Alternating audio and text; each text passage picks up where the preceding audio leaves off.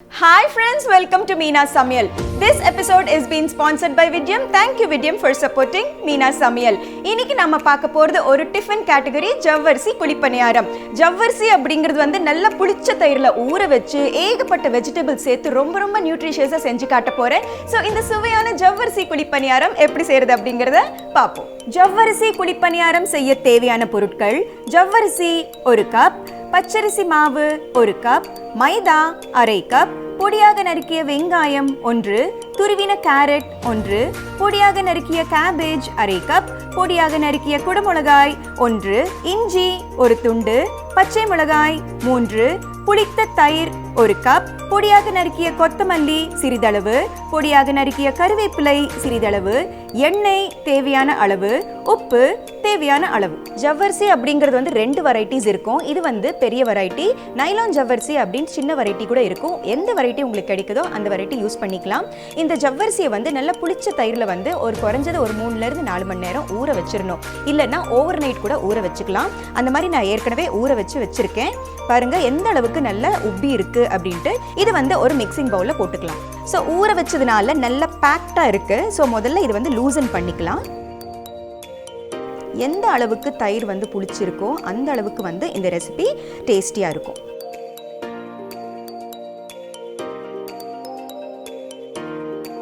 அடுத்து பொடியா நறுக்கிய வெங்காயத்தை சேர்த்துக்கலாம். அடுத்து துருவின கேரட் பொடியாவும் நறுக்கி போட்டுக்கலாம். ஆனால் வேகிறதுக்கு இன்னும் நேரம் ஆகும், அதனால தான் நான் துருவி இருக்கேன். அடுத்தது வந்து பொடியா நறுக்கிய கேப்சிகம், அடுத்தது வந்து பொடியா நறுக்கிய கேபேஜ். நல்லா மிக்ஸ் பண்ணிக்கலாம். ஸோ பார்க்குறதுக்கே எந்த அளவுக்கு கலர்ஃபுல்லாக இருக்குது பாருங்க. அடுத்தது வந்து பச்சரிசி மாவு, அடுத்தது மைதா சேர்க்க விருப்பம் இல்லாதவங்க கோதுமை மாவு கூட சேர்த்துக்கலாம்.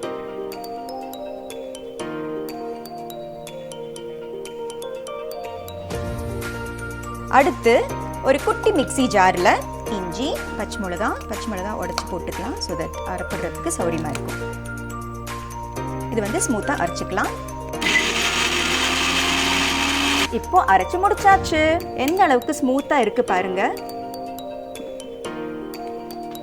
பொதுவாக கொஞ்சமாக இஞ்சி பச்சை மிளகா அரைக்கணும் அப்படிங்கும் போது நம்ம ரெகுலராக ஜாஸில் அரைக்கும் போது பச்சை மிளகாவுடைய சீட்ஸ் வந்து அப்படியே இருக்கும், அது வந்து அரைப்படாது. ஆனால் விடியம் வந்து எந்த அளவுக்கு கையில் சின்னதாக பொருந்திருக்கு அப்படிங்கிறத பாருங்க. கொஞ்சமாக இன்க்ரீடியன்ஸ் போட்டு அரைக்கணும் அப்படிங்கும் போது கூட நல்லாவே ஸ்மூத்தாக விழுதாயிருச்சு. இப்போ இந்த அரைச்ச பேஸ்ட்டை நம்ம சேர்த்துக்கலாம். நான் வந்து சில்லி அண்ட் ஜிஞ்சர் பேஸ்ட் சேர்த்துருக்கேன். உங்களுக்கு ஜிஞ்சர் ஃப்ளேவர் வேணாம் அப்படின்னு நினச்சிங்கன்னா வெறும் க்ரீன் சில்லி மட்டும் சேர்த்துக்கலாம். அடுத்தது கருவேப்பிலையை பொடியாக கட் பண்ணி போட்டுக்கலாம்.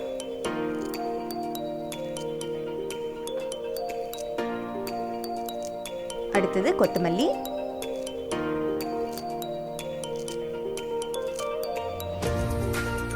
இதுக்கு தேவையான அளவு உப்பு. நல்லா மிக்ஸ் பண்ணிக்கலாம்.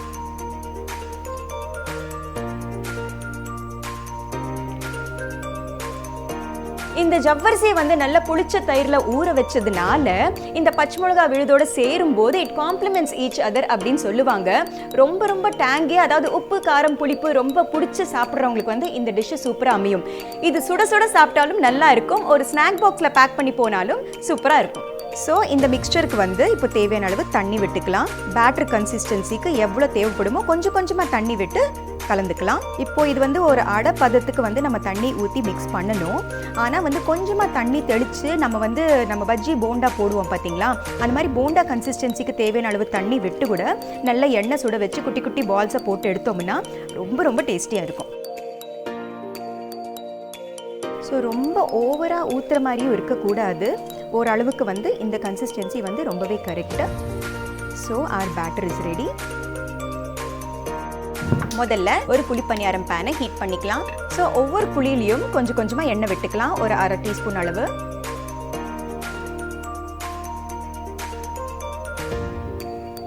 ஸோ இப்போ கல் சூடாயிடுச்சு. கொஞ்சமாக ஒவ்வொரு குழியிலையும் நம்ம பேட்டரை ஃபில் பண்ணிக்கலாம்.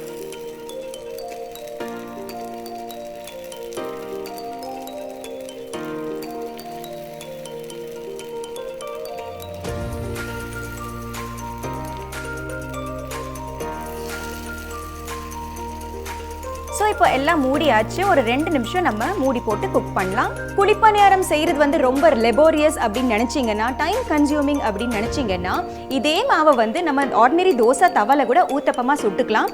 அது எப்படி செய்யறது அப்படிங்கறத பார்ப்போம். ஒரு தோசை தவாவை ஹீட் பண்ணிக்கலாம். இப்போ வீடியோல நீங்க பாத்தீங்கன்னா இது வந்து 3 பர்னர் கேஸ் ஸ்டவ். ஒரு பர்னர்ல வந்து நான் குழிப்பணியாரம் சட்டி வச்சிருக்கேன், இன்னொரு பர்னர்ல வந்து நான் தோசை தவா வச்சிருக்கேன். எந்த அளவுக்கு ஸ்பேசிங் கொடுத்துருக்காங்கன்னா ஒண்ணுக்கு ஒண்ணு இடிக்கவே இல்லை பாருங்க. ரொம்ப ரொம்ப கம்ஃபர்டபுளா இருக்கும் மீடியம் கேஸ் ஸ்டவ். ஸோ தவா சூடாயிடுச்சு. இது ரொம்ப டிராப்பிங் கன்சிஸ்டன்சியா இருக்காது, அதனால பொறுமையா வந்து தேவையான திக்னஸ்ல வந்து நம்ம ஸ்ப்ரெட் பண்ணிக்கலாம். தேவையான அளவு ஆயில். இது வந்து இப்போ பொறுமையா சுடட்டும். இப்போ 2 நிமிஷம் ஆயாச்சு. இது திறந்து பார்த்துடலாம். ஸோ பொறுமையா ஒரு ஸ்பூனால டர்ன் பண்ணிடுங்க. அண்ட் புளிச்ச தயிரில் செஞ்ச பதார்த்தம் அப்படிங்கிறதுனால ரொம்ப ஹை ஃப்ளேம் வைக்க வேண்டாம், ஏன்னா கருத்து போயிடும். நல்ல மாடரேட் ஃப்ளேமில் வச்சு சுட்டிங்கன்னா தான் வெளிப்பக்கம் நல்ல கிறிஸ்பியாகவும் உள்ள வந்து நல்ல சாஃப்டாகவும் வேகும். பொதுவாக குழிப்பணியாரம் அப்படின்னா நிறைய எண்ணெய் இழுக்கும் அப்படின்ட்டு நினைப்பாங்க. நான் ஆன் த ஹோல் ஒவ்வொரு குழியிலையும் ஒரு 1/2 டீஸ்பூன் எண்ணெய் கூட சரியாக விடலை.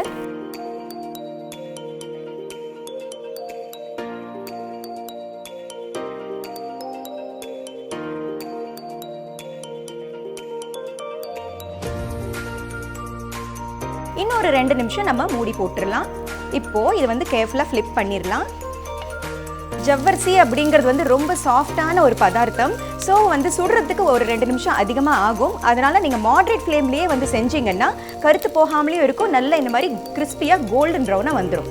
இப்போ நம்ம ஊத்தப்பம் இஸ் ரெடி. இப்போ சைமல்டேனியஸாக நம்ம குழிப்பணியாரம் ரெடி ஆயிடுச்சு. நான் ஸ்டவ் சுவிட்ச் ஆஃப் பண்ணிடுறேன். ஸோ நம்மளுக்கு டிசைடான கோல்டன் ப்ரௌன் கலர் வந்து வந்தாச்சு பாருங்க. இது வந்து ஒரு பிளேட்டுக்கு நம்ம ட்ரான்ஸ்ஃபர் பண்ணிடலாம்.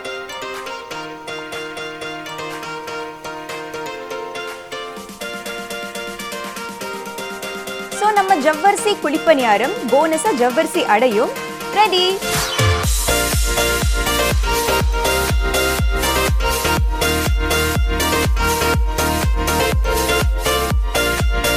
ஜவ்வரிசி குழிப்பணியாரம் எப்படி செய்யறது அப்படிங்கறது பாத்தீங்க இல்லையா? கண்டிப்பா இந்த ரெசிபியை நீங்களும் ட்ரை பண்ணி பாருங்க.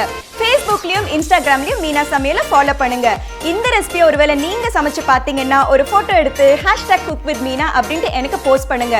அண்ட் எல்லாத்துலயும் முக்கியமான விஷயம், சப்ஸ்கிரைப் பண்ணாதவங்க சப்ஸ்கிரைப் பண்ணுங்க.